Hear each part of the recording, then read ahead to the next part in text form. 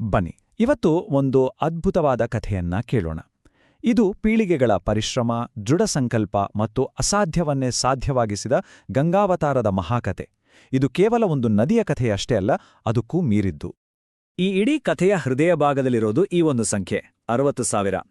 ಕೇಳೋದಕ್ಕೆ ಇದೊಂದು ನಂಬರ್ ಅಷ್ಟೇ, ಆದ್ರೆ ಇದರ ಹಿಂದೆ ಒಂದು ದೊಡ್ಡ ದುರಂತ ಇದೆ ಮತ್ತು ಅದಕ್ಕಿಂತನೂ ದೊಡ್ಡ ಭರವಸೆ ಇದೆ.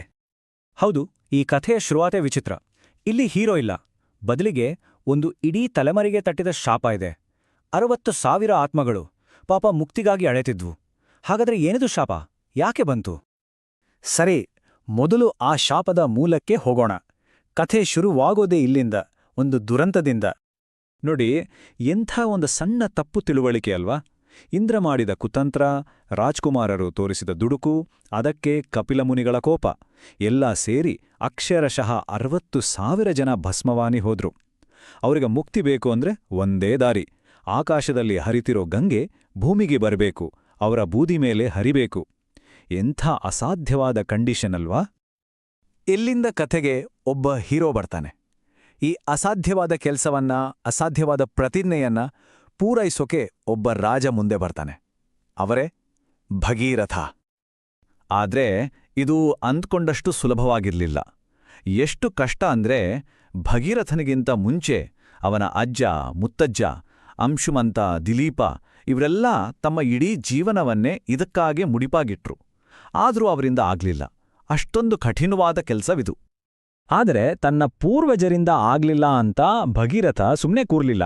ಇಲ್ಲ, ಇದನ್ನ ನಾನು ಮಾಡೇ ಮಾಡ್ತೀನಿ ಅಂತ ದೃಢ ಸಂಕಲ್ಪ ಮಾಡ್ತಾನೆ. ಇದು ಬರೀ ರಾಜನ ಕರ್ತವ್ಯ ಆಗಿರ್ಲಿಲ್ಲ, ಬದಲಿಗೆ ಒಂದು ಇಡೀ ತಲೆಮಾರಿನ ಋಣವನ್ನ ತೀರ್ಸೋ ಜವಾಬ್ದಾರಿಯಾಗಿತ್ತು. ಸರಿ, ಭಗೀರಥನ ತಪಸ್ಸು ಶುರುವಾಯಿತು. ಆದರೆ ದಾರಿ ಸಲೀಸಾಗಿರ್ಲಿಲ್ಲ. ಅವನ ಮುಂದೆ ಒಂದಾದ ಮೇಲೊಂದರಂತೆ ದೈವಿಕ ಸವಾಲುಗಳು ಬಂದು ನಿಂತು. ಮೊದಲನೇ ಪ್ರಶ್ನೆ, ಆಕಾಶದಲ್ಲಿರೋ ಗಂಗೆಯನ್ನ ಭೂಮಿಗೆ ಬಾ ಅಂತ ಕೇಳೋದೇ ಒಂದು ದೊಡ್ಡ ವಿಷಯ. ಅವಳನ್ನ ಒಪ್ಸೋದು ಹೇಗೆ? ಅವಳು ಯಾಕೆ ಬರ್ಬೇಕೋ? ಇದಕ್ಕಾಗಿ ಭಗೀರಥ ಏನ್ ಮಾಡ್ದ? ಭಗೀರಥ ಮಾಡಿದ ಉಪಾಯ ಅಂದ್ರೆ ತಪಸ್ಸು. ಸಾಮಾನ್ಯ ತಪಸ್ಸಲ್ಲ, ಸಾವಿರಾರು ವರ್ಷಗಳ ಕಾಲ ಮಾಡಿದ ಘೋರ ತಪಸ್ಸು. ಯಾರನ್ನ ಕುರಿತು? ಸೃಷ್ಟಿಕರ್ತ ಬ್ರಹ್ಮನನ್ನ ಕುರಿತು. ಅವನ ಆ ಅಚಲವಾದ ನಿಷ್ಠೆಗೆ, ಭಕ್ತಿಗೆ ಬ್ರಹ್ಮನೇ ಮೆಚ್ಚಿ ಪ್ರತ್ಯಕ್ಷನಾಗ್ತಾನೆ. ಸರಿ, ನಿನ್ನ ಇಷ್ಟದಂತೆ ಗಂಗೆಯನ್ನ ಭೂಮಿಗೆ ಕಳಿಸ್ತೀನಿ ಅಂತ ವರ ಕೊಡ್ತಾನೆ. ಮೊದಲನೇ ಅಡ್ಡಿ ನಿವಾರಣೆ ಆಯಿತು.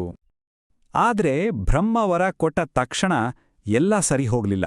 ಇನ್ನೊಂದು ದೊಡ್ಡ ಸಮಸ್ಯೆ ಎದುರಾಯಿತು, ಗಂಗೆಯ ರಭಸ.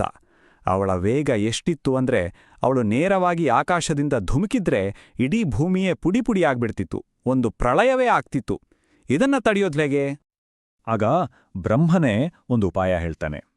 ಈ ಗಂಗೆಯ ರಭಸವನ್ನ ತಡೆಯೋಕಿರೋದು ಒಬ್ಬನೇ, ಸಾಕ್ಷಾತ್ ಶಿವ. ಸರಿ, ಭಗೀರಥನ ತಪಸ್ಸು ಈಗ ಶಿವನ ಕಡೆಗೆ ತಿರುಗುತ್ತೆ. ಅವನ ಭಕ್ತಿಗೆ ಮೆಚ್ಚಿದ ಮಹಾದೇವ ಗಂಗೆಯನ್ನ ತನ್ನ ಜಟೆಗಳಲ್ಲಿ ಹಿಡಿದುಕೊಳ್ತೀನಿ ಅಂತ ಒಪ್ಕೊಳ್ತಾನೆ. ಈ ಅದ್ಭುತವಾದ ಘಟನೆಯಿಂದಲೇ ನೋಡಿ, ಶಿವನಿಗೆ ಗಂಗಾಧರ ಅನ್ನೋ ಹೆಸರು ಬಂದಿದ್ದು, ಗಂಗೆಯನ್ನು ಧರಿಸಿದವನು ಅಂತ. ಆಕಾಶದಿಂದ ಪ್ರಳಯದಂತೆ ಧುಮುಕಿದ ಗಂಗೆಯನ್ನ ತನ್ನ ಜಟೆಯಲ್ಲಿ ಹಿಡಿದು ಅವಳ ಅಹಂಕಾರವನ್ನ, ರಭಸವನ್ನ ಶಾಂತಗೊಳಿಸಿ ಕೇವಲ ಒಂದು ಸಣ್ಣ ಎಳೆಯಾಡಿ ಭೂಮಿಗೆ ಹರಿಯೋಕೆ ಬಿಡ್ತಾನೆ. ಅಪ್ಪಾ, ಅಂತೂ ಗಂಗೆ ಭೂಮಿಗೆ ಬಂದುಳು ಅಂತ ಭಗೀರಥ ನಿಟ್ಟುಸಿರು ಬಿಡುವಷ್ಟರಲ್ಲಿ ಮತ್ತೊಂದು ವಿಘ್ನ. ಗಂಗೆ ಹರಿತಾ ಹರಿತಾ ದಾರಿಯಲ್ಲಿದ್ದ ಝನು ಅನ್ನೋ ಮುನಿಯ ಆಶ್ರಮವನ್ನ ಮುಳುಗಿಸ್ಬಿಡ್ತಾಳೆ. ಅದರಿಂದ ಕೋಪಗೊಂಡ ಆ ಋಷಿ ತಮ್ಮ ತಪೋಶಕ್ತಿಯನ್ನ ಇಡೀ ಗಂಗಾನದಿಯನ್ನ ಕುಡಿದುಬಿಡ್ತಾರೆ. ಅಷ್ಟೇ ಕತೆ. ಭಗೀರಥನ ಪಾಡು ನೋಡಿ ಎಲ್ಲಿಗ್ ಬಂತು ಕತೆ. ಮತ್ತೆ ಅವನು ಕೈಚಲಿ ಕೋರ್ಲಿಲ್ಲ. ಜಹನು ಮುನಿಯ ಕಾಲಿಡಿದು ಬೇಡ್ಕೊಳ್ತಾನೆ. ಅವನ ವಿನಯಕ್ಕೆ ಮನಸೋತ ಮುನಿ ಗಂಗೆಯನ್ನ ತನ್ನ ಕಿವಿಯ ಮೂಲಕ ಹೊರಗ್ಬಿಡ್ತಾರೆ. ಹೀಗೆ ಜಹನು ಮುನಿಯ ಮಗಳಾಗಿ ಬಂದಿದ್ರಿಂದ ಗಂಗೆಗೆ ಜಾಹ್ನವಿ ಅನ್ನೋ ಇನ್ನೊಂದು ಹೆಸರು ಬಂತು. ಹೀಗೆ ಒಂದಲ್ಲ, ಎರಡಲ್ಲ, ಮೂರು ಅಡೆತಡೆಗಳನ್ನ ದಾಟಿ ಕೊನೆಗೂ ಗಂಗೆ ತನ್ನ ಅಂತಿಮ ಪವಿತ್ರ ಗುರಿಯತ್ತ ಹರಿಯೋಕೆ ಶುರು ಮಾಡ್ತಾಳೆ. ಭಗೀರಥ ಮುಂದೆ ಮುಂದೆ ದಾರಿ ತೋರಿಸ್ತಾ ಹೋಗ್ತಾನೆ. ಗಂಗೆ ಅವನ ಹಿಂದೆ ಹರಿತಾ ಬರ್ತಾಳೆ. ಕೊನೆಗೆ ಎಲ್ಲಿ ಅವನ 60,000 ಪೂರ್ವಜರ ಬೂದಿಯ ರಾಶಿ ಇತ್ತೋ ಆ ಪಾತಾಳ ಲೋಕವನ್ನ ತಲುಪ್ತಾರೆ. ಅಪವಿತ್ರ ಗಂಗೆಯ ಸ್ಪರ್ಶವಾದ ತಕ್ಷಣ ಆ ಬೂದಿ ಶುದ್ಧವಾಗತ್ತೆ. ಗಂಗೆಯ ಸ್ಪರ್ಶದಿಂದ ಸಗರನ 60,000 ಮಕ್ಕಳ ಆತ್ಮಗಳಿಗೆ ಕೊನೆಗೂ ಶಾಪ ವಿಮೋಚನೆಯಾಯಿತು. ಅವರೆಲ್ಲರೂ ಮೋಕ್ಷವನ್ನ ಪಡೆದು ಸ್ವರ್ಗ ಸೇರಿದ್ರು. ಹೀಗೆ ತಲೆಮಾರುಗಳ ಕನಸು ಒಬ್ಬ ವ್ಯಕ್ತಿಯ ಪರಿಶ್ರಮದಿಂದ ನನಸಾಯಿತು. ಈ ಕಥೆ ಮುಗ್ದರೂ ಇದು ನಮಗೆ ಒಂದು ದೊಡ್ಡ ಪರಂಪರೆಯನ್ನೇ ಬಿಟ್ಟುಹೋಗಿದೆ. ಅದೇ ದೃಢ ಸಂಕಲ್ಪದ ಪರಂಪರೆ. ಭಗೀರಥನ ಈ ಅಸಾಧಾರಣ ನಿರಂತರ ಹೋರಾಟದಿಂದಲೇ ನಮ್ಮ ಭಾಷೆಯಲ್ಲಿ ಭಗೀರಥ ಪ್ರಯತ್ನ ಅನ್ನೋ ಮಾತು ಹುಟ್ಟುಕೊಂಡಿದ್ದು. ಯಾವುದಾದ್ರೂ ಒಂದು ಕೆಲಸ ಇಂಪಾಸಿಬಲ್ ಅನ್ಸಿದ್ರೂ ಅದನ್ನ ಬಿಡದೆ ಕಠಿಣ ಪರಿಶ್ರಮದಿಂದ ಸಾಧಿಸೋದಕ್ಕೆ ನಾವು ಈ ಮಾತನ್ನ ಬಳಸ್ತೀವಲ್ವಾ? ಹಾಗಾಗಿ ಈ ಕಥೆ ನಮಗೆ ಕೊಟ್ಟಿರೋದು ಬರೀ ಒಂದು ನುಡಿಗಟ್ಟು ಅಷ್ಟೇ ಅಲ್ಲ.